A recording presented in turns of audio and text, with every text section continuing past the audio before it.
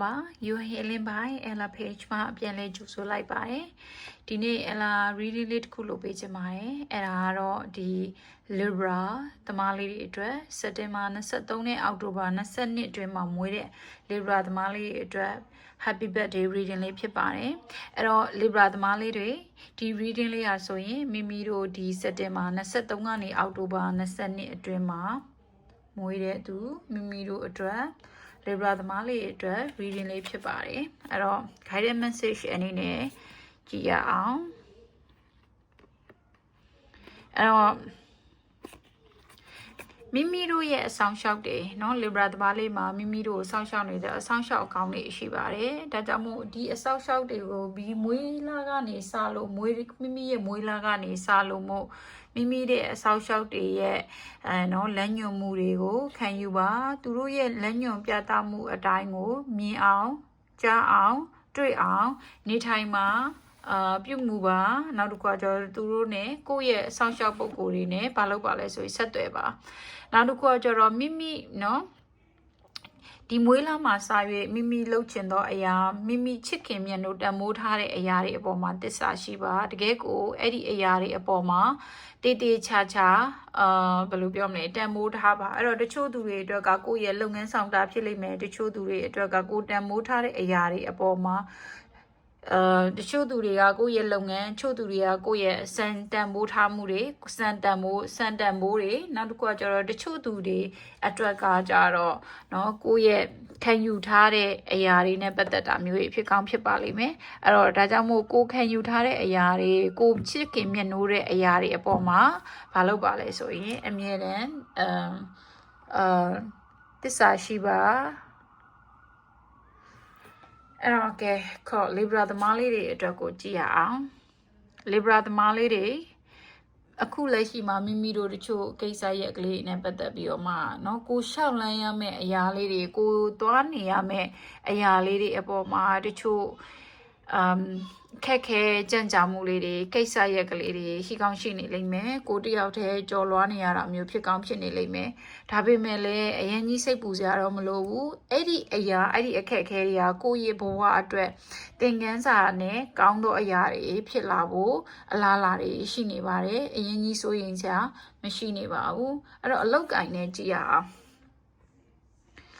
အလောက်ကိုင်းနဲ့ပတ်သက်ပြီးတော့မှတော့ကောင်းမွန်နေမယ်เนาะကိုယ့်ရဲ့အလုပ်မှာပို့ပြီးတော့မှအဆင်ပြေချောမွေ့တာမျိုးလေးဖြစ်လာမယ်ပေးကမ်းရတာမျိုးရှိနေမယ်နောက်တစ်ခုကကျတော့တချို့အလောက်ကိုင်းလေးနဲ့ပတ်သက်ပြီးချိုးသူလေးတွေအနေနဲ့ကမိမိတို့ရဲ့လုပ်ငန်းဆောင်တာလေးတွေထဲမှာเนาะကိုအကျိုးရည်လို့အကျိုးလို့ညောင်ရည်လာသွန်းတဲ့သူမျိုးလေးတွေเนาะကိုနဲ့ဘယ်လိုပြောမလဲအလောက်ကိုင်းမှာဆိုရင်ကိုနဲ့ပါတနာပေါ့နော်ဒီလာလောက်ချင်တဲ့သူမျိုးလေးလည်းရှိလိမ့်မယ်တွေ့ရလိမ့်မယ်အဲ့တော့ဥမာကိုယ့်ရဲ့လုပ်ငန်းနဲ့သူတို့နဲ့အတူတူအကျိုးမြတ်အတူတူပူးပေါင်းကျင်လို့လာပြီးတော့မှဘယ်လိုပြောမလဲကမ်းလန်းတာမျိုးလေးတွေရှိကောင်းရှိလိမ့်မယ်အဲ့တော့အလောက်ကိုင်းပြီးတော့ငွေရေးကြေးရေးလေးတစ်ချက်ကြည့်ရအောင်ငွေရေးကြေးရေးလေးနဲ့ပတ်သက်ပြီးတော့မှလည်းကောင်းမွန်နေတဲ့အခြေအနေမျိုးကိုတွေ့ရတယ်အဲ့တော့ဒါပေမဲ့ဘယ်အရာကိုပဲလှုပ်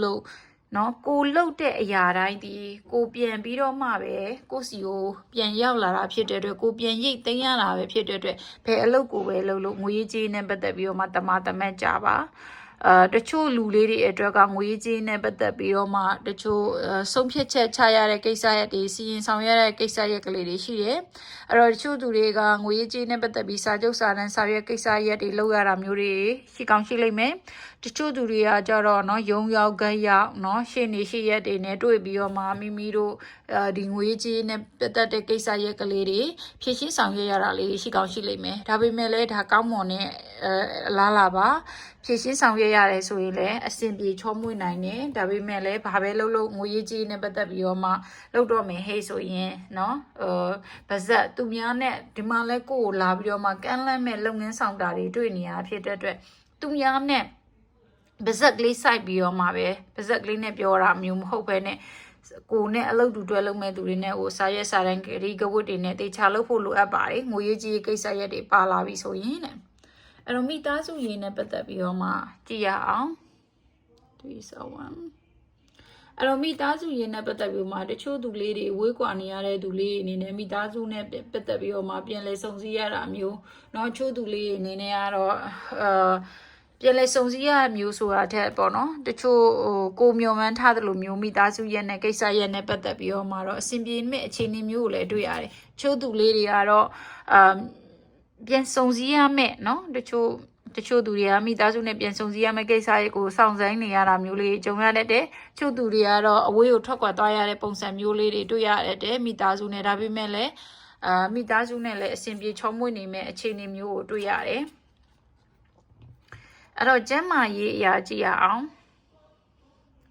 ကျမရေးလဲကောင်းမွန်တဲ့အခြေအနေမျိုးကိုတွေ့ရတယ်เนาะကျမရေးမှာလဲမိမိအနေနဲ့စိတ်ပေါ်ပါတက်လက်စာနဲ့နေရတာအမျိုးနောက်တစ်ခုကကျတော့ခဏပြောသလိုကိုယ့်ရဲ့ guidance တွေကเนาะကိုယ့်ရဲ့ guidance တွေကကိုယ့်ရဲ့ spirit တွေကိုကိုယ့်ရဲ့ guidance အနေနဲ့ခံယူပါလို့ပြောတဲ့အချိန်မှာကျမရေးနဲ့ပတ်သက်တာကိစ္စရက်မှာလဲကိုယ်အနေနဲ့เนาะဆောက်ရှောက်ကောင်ပုဂ္ဂိုလ်ဆောက်ရှောက်ကောင်နေရနေတစင်လာပြီးတော့မှကိုယ့်ကိုဆောက်ရှောက်တာမျိုးလေးတွေ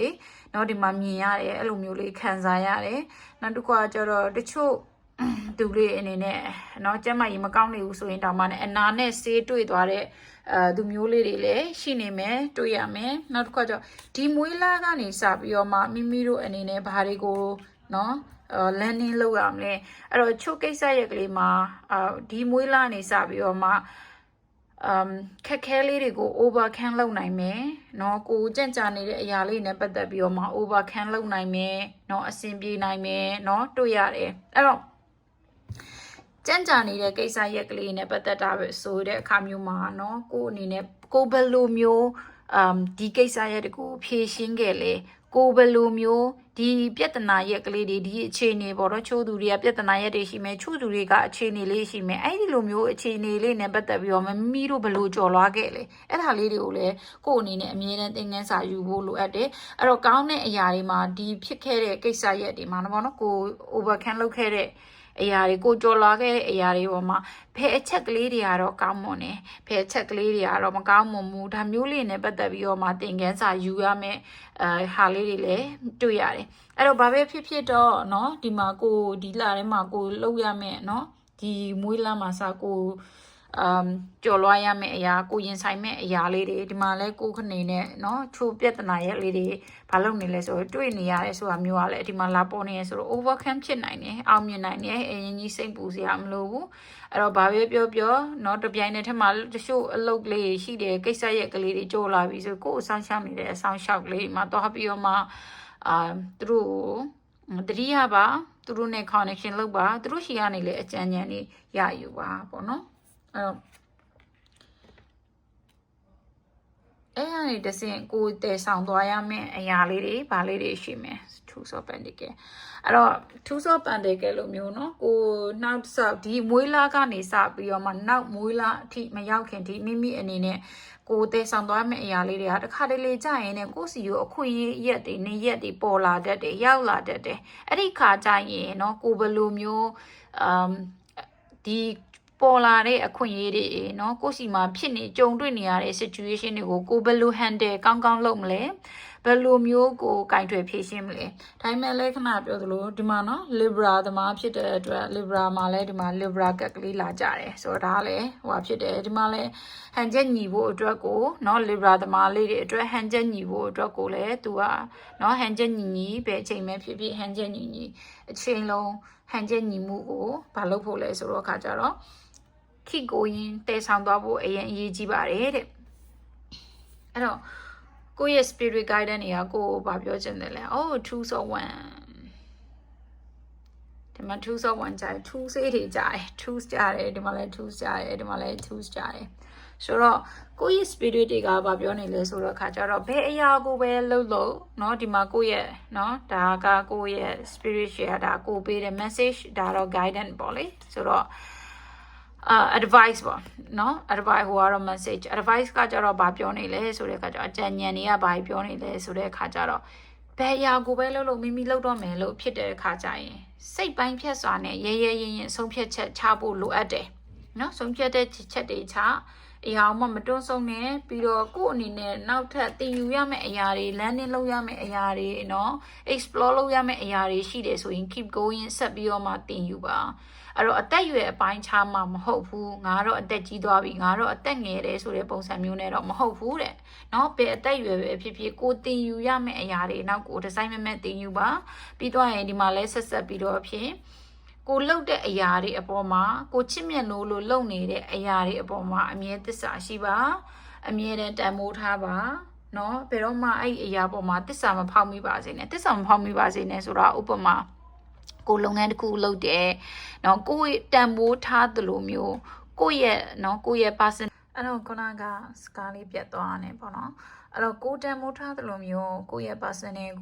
ကိုတိဆောက်သလိုမျိုးကိုချစ်နေတဲ့အလုပ်ပေါ့နော်ကိုချစ်နေတဲ့အလုပ်ကိုင်းတွေပေါ်မှာလဲသစ္စာမဖောက်မိဘူးအမြဲတမ်းတန်မိုးထားဖို့ပေါ့နော်ဆိုတော့ခါကျတော့ဥပမာတချို့ကိစ္စရက်ကလေးတွေမှာကိုယ့်ရဲ့ personal branding ကိုယ့်ရဲ့ image ကိုယ့်ရဲ့ personal ကိုယ့်ရဲ့အလုပ်ကိုင်းပေါ်မှာမကောင်းတဲ့ image တစ်ခုခုမရောက်သွားစေဖို့အဲ့ဒါအရေးကြီးပါတယ်ဆိုတော့ကိုတန်မိုးထားမှာကိုယ့်